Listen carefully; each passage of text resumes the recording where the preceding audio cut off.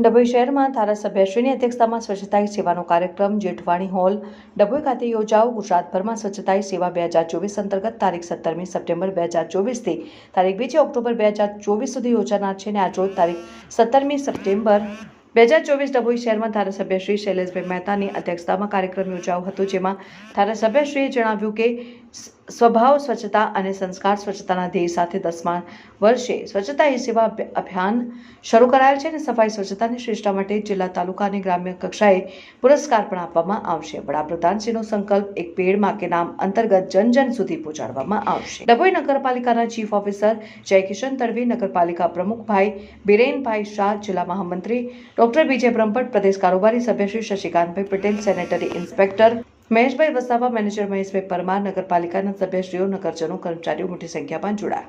સ્વચ્છતા અંગેના શપથ પણ લીધા હતા। એક પેડ માં કે નામ અંતર્ગત ધારાસભ્યના હસ્તે વૃક્ષારોપણ કાર્યક્રમ યોજાયો। સ્વચ્છતા સેવાની સેલ્ફી સ્ટેન્ડ સાથે સેલ્ફી પણ મૂકવામાં આવી અને નગરજનોને સ્વચ્છતા અંગે જાગૃત કરવામાં આવ્યા હતા। ડભોઈ નગરપાલિકા વિસ્તારમાં જે સરકારશ્રી દ્વારા અત્યારે કાર્યક્રમ લોન્ચ કરવામાં આવ્યો છે, સ્વચ્છતા હી સેવા 2024, તેના અંતર્ગત 17મી સપ્ટેમ્બરથી વિવિધ કાર્યક્રમોનું આયોજન કરવામાં આવે છે।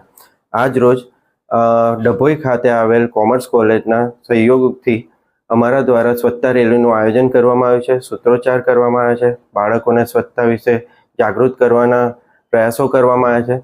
સાથે સાથે એક રેલીનું આયોજન કરવામાં આવ્યું છે કે જેના અંતર્ગત સ્વચ્છતા વિશે લોકોમાં જાગૃતતા આવે।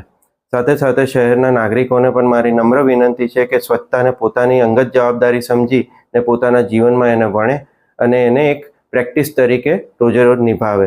સાથે સાથે જો એમાં ડભોઈ નગરપાલિકા તરફથી કોઈ પણ સહકાર સહયોગ જોઈતો હોય તો અમારો ટોલ ફ્રી નંબર 14420 જે અત્યારે એક્ટિવ છે એની ઉપર પોતાની કમ્પ્લેન નોંધાવે। ટ્વિટર કે કોઈ પણ જે સોશિયલ મીડિયા પ્લેટફોર્મ છે એના ઉપર અમારી વિરુદ્ધ જે અમારી માટે જે કમ્પ્લેન્સ હોય એ અમારી સુધી પહોંચાડે તો અમે એનું તાત્કાલિક સોલ્યુશન લાવીશું। અને સાથે સાથે સ્વચ્છતા તમારા જીવનમાં સ્વસ્થ આરોગ્ય પણ ઉમેરે એવી અપેક્ષા।